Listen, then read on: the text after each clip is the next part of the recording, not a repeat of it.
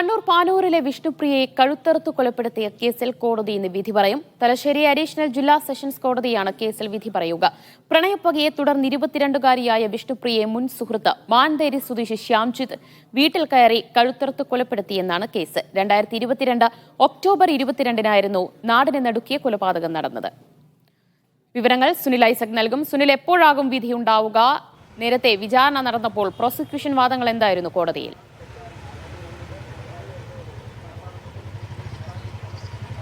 ദിവ്യ, 11 മണിക്ക് തന്നെ കേസ് കോടതി പരിഗണിക്കുമെന്നാണ് നമുക്ക് ലഭിക്കുന്ന വിവരം. എന്തായാലും വിചാരണ തുടങ്ങി 8 മാസത്തിനകമാണ് ഇപ്പോൾ കേസിന്റെ വിധി വരുന്നത്. 2023 സെപ്റ്റംബർ മാസം 23-ാം തീയതിയാണ് കേസിന്റെ വിചാരണ നടപടികൾ ആരംഭിച്ചത്.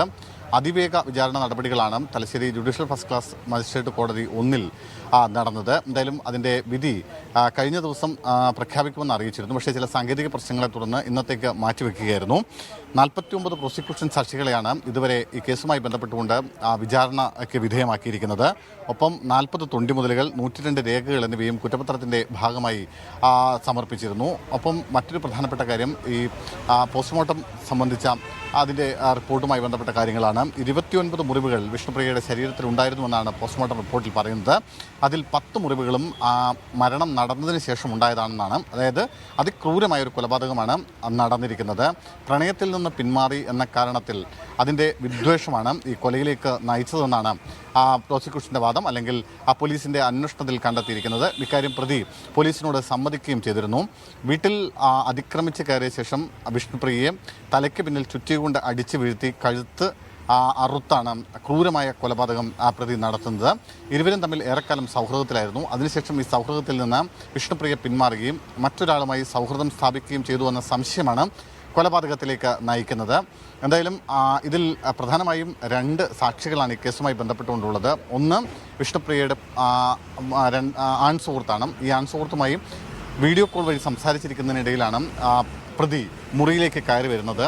ആ ദൃശ്യങ്ങൾ, ആ കാഴ്ച കൃത്യമായി വിഷ്ണുപ്രിയയുടെ സുഹൃത്ത് മൊബൈലിലൂടെ വീഡിയോ കോൾ വഴി കണ്ടിരുന്നു. ആ മൊഴിയാണ് ഇതിൽ പ്രധാനപ്പെട്ടത്. മറ്റൊന്ന്, കൊല നടത്തിയ ശേഷം ശ്യാംജിത്ത് ബൈക്കിൽ കയറി പോകുന്നത് വിഷ്ണുപ്രിയയുടെ അയൽവാസിയായ ഒരാൾ കണ്ടിരുന്നു. ഈ 2 പേരുടെ മൊഴികളാണ് നേരിട്ടുള്ള സാക്ഷിമൊഴികൾ എന്ന് പറയുന്ന തരത്തിലുള്ളത്. മറ്റുള്ള നേരിട്ടുള്ള സാക്ഷികൾ 2 പേർ മാത്രമാണുള്ളത്. മറ്റുള്ളവരൊക്കെ മറ്റ് ശാസ്ത്രീയ തെളിവുകൾ കൂടി ഈ കേസിൽ ഏറ്റവും പ്രധാനപ്പെട്ട ഒരു കാര്യമാണ്. മാത്രമല്ല, ഈ കേസിനെ സംബന്ധിച്ച് കേസിൽ കൊലപാതകം നടന്ന അന്ന് തന്നെ പോലീസിന് പ്രതികളെ പിടിക്കാൻ കഴിഞ്ഞു. അന്നത്തെ കൂത്തുപറമ്പ് DYSP ആയിരുന്ന പ്രദീപൻ കണ്ണിപ്പോയിലും പാനൂർ CI ആസാദുമായിരുന്നു ഈ കേസിൻ്റെ അന്വേഷണ ഉദ്യോഗസ്ഥർ. ഇരുവരും അന്ന് തന്നെ പ്രതിയെ കണ്ടെത്തി അറസ്റ്റ് ചെയ്തു. മാത്രമല്ല, കൊലയ്ക്ക് ഉപയോഗിച്ച ആയുധങ്ങളടക്കം അന്ന് തന്നെ കണ്ടെത്തിയിരുന്നു. വീടിന് തൊട്ടടുത്തുള്ള ഒരു ചതുപ്പിൽ ഒരു ബാഗിൽ പൊതിഞ്ഞ നിലയിലായിരുന്നു കൊലയ്ക്ക് ഉപയോഗിച്ച കത്തി അടക്കമുള്ളവ പ്രതി ഉപയോഗിച്ചിരുന്നത്. ഇതൊക്കെ കണ്ടെടുത്തിരുന്നു. മാത്രമല്ല, പ്രതി പൂർണ്ണമായും കുറ്റം സമ്മതിക്കുകയും ചെയ്തിരുന്നു. കൊലപാതകത്തിലേക്ക് നയിച്ചതിൻ്റെ കാര്യകാരണങ്ങൾ പോലീസിനോട് വളരെ വിശദമായി പ്രതി വിവരിക്കുകയും ചെയ്തു. എന്തായാലും ഈ കേസിൽ വളരെ സമൂഹ മനസ്സാക്ഷി ഞെട്ടിച്ച ഒരു കേസാണ്. അതിന്റെ വിധി അതുകൊണ്ട് തന്നെ ഏറെ പ്രധാനപ്പെട്ടതായിരിക്കും. പാനൂർ വിഷ്ണുപ്രിയ കൊലക്കേസിലാണ് വിധി.